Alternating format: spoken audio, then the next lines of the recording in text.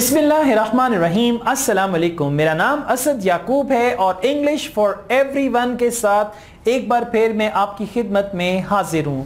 अब हम सीखेंगे आफ्टर को एज अ कंजंक्शन किस तरह से आप अपने सेंटेंसेस में इस्तेमाल कर सकते हैं और मैं कोशिश करूंगा कि आपको to the point straight away बात बताऊं।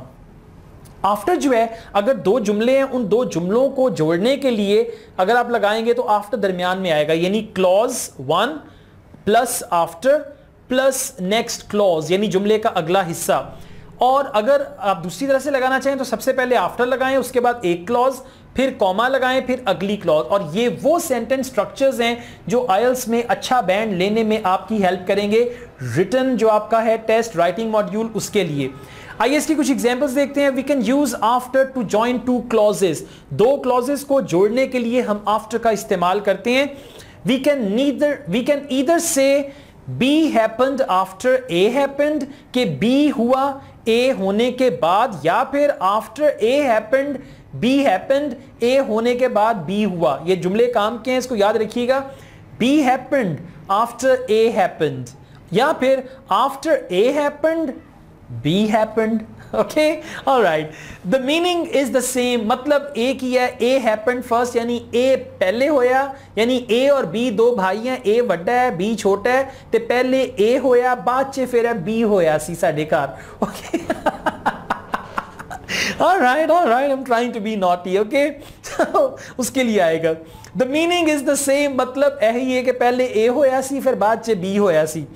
Note the comma in the second structure. Second structure में कॉमा है और यहीं से आपको पंक्चुएशन का पता चल जाएगा। I went to America after I left school, यानी स्कूल छोड़ने के बाद मैं अमेरिका गया। सबसे पहले मैंने क्या किया? स्कूल छोड़ा, यानी A happened फर्स्ट, उसके बाद मैं अमेरिका गया, that is B happened next. I went to America after I left school.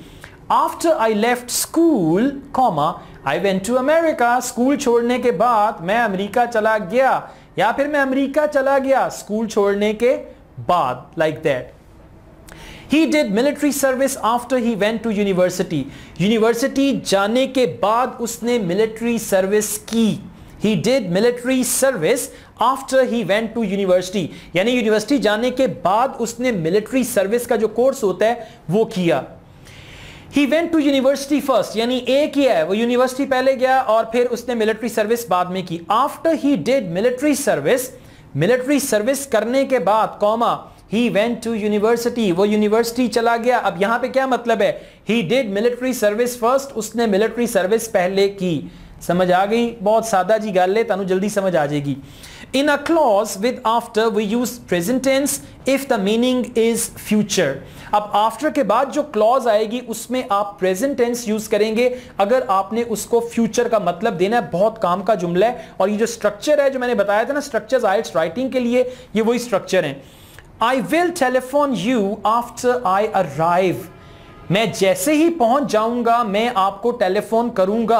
अब आप ये नहीं कह सकते आफ्टर आई विल अराइव, काम की बात बता रहा हूं। आई will telephone you after I arrive, कि जैसे ही मैं पहुंच जाऊंगा। उर्दू में और हिंदी में यही कहते हैं कि जैसे ही मैं पहुंच जाऊंगा मैं आपको फोन करूंगा, लेकिन इंग्लिश में क्या होगा?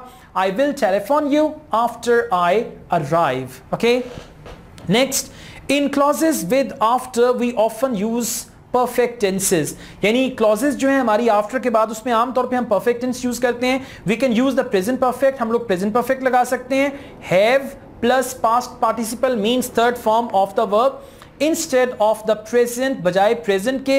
एंड द पास्ट परफेक्ट, और पास्ट परफेक्ट हम लगाते हैं had plus past participle, had plus third form. इससे पहले एक वीडियो में मैंने आपको वर्ब फॉर्म सिखाई है, वो वीडियो नंबर 6 है। अगर नहीं समझ आ रही अभी तो वीडियो नंबर 6 दोबारा देखें।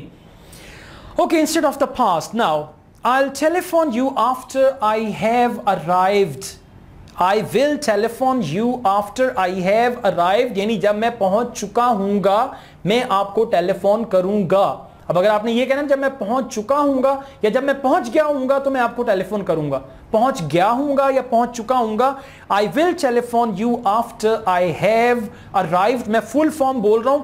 यहां पे आपको कॉन्ट्रैक्शन नजर आ रही है, लेकिन आपने रिटन इंग्लिश में कॉन्ट्रैक्शन नहीं लगानी, स्पोकन में आप लगा सकते हैं। ऐसे राइटिंग में, रिपोर्ट राइटिंग में आपने कॉन्ट्रैक्शन यूज नहीं करनी। और अगर आप लेटर लिख रहे हैं आइल्स का और अगर वो लेटर आपका इनफॉर्मल है तब आप कॉन्ट्रैक्शन लगाएंगे, फॉर्मल लेटर में भी आप फुल फॉर्म इस्तेमाल करेंगे। After I had left school, जब मैं स्कूल छोड़ चुका था, यानी स्कूल छोड़ चुकने के बाद या मैंने स्कूल छोड़ दिया हुआ था। आई वेंट टू अमेरिका, तो फिर मैं अमेरिका गया, यानी जब मैं स्कूल छोड़ चुका था तब मैं अमेरिका गया। After I had left school, comma, I went to America. Okay, now let's go ahead. The next one is in a formal style we often use the structure after plus ing. अब after के साथ verb की ing form जो है ये use होती है और ये बड़ा एक फॉर्मल सा स्ट्रक्चर है। After completing, मुकम्मल करने के बाद, आफ्टर गोइंग, जाने के बाद, आफ्टर स्लीपिंग, सोने के बाद, आफ्टर वेकिंग अप, सुबह यानी जागने के बाद, यानी आफ्टर के बाद आईएनजी फॉर्म आएगा इस सेंस में, after plus ING. After completing this form return it to the director's office, इस फॉर्म को मुकम्मल करने के बाद इसे डायरेक्टर के दफ्तर में वापस कर दें।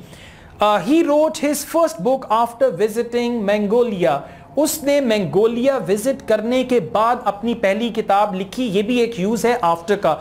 He wrote his first book after visiting, याद रखें यहां पे आफ्टर के बाद वर्ब की आईएनजी फॉर्म लगेगी। After visiting Mongolia. मुझे उम्मीद है कि आपको अच्छे तरीके से after as a conjunction, after जो है वो एज अ प्रेपोजिशन भी यूज होती है। अगली वीडियो में ये मैं आपको सिखाऊंगा। अभी हमने सीखा है आफ्टर को एज अ कंजंक्शन यूज करना। अगर आपको ये वीडियो पसंद आई हो तो इसको लाइक करें, चैनल को सब्सक्राइब करें, कमेंट भी करें और इस वीडियो को शेयर भी करें ताकि बाकी लोग भी इससे फायदा उठा सकें। इसके अलावा मैं ऑनलाइन स्पोकन इंग्लिश और आइल्स की क्लासेस भी देता हूं। अगर आप में से कोई मुझे ज्वाइन करना चाहे, मेरा व्हाट्सएप नंबर दिया हुआ है तो आप मुझसे कांटेक्ट कर सकते हैं। Asad Yaqoob wishes you all the best, take care, अल्लाह हाफिज।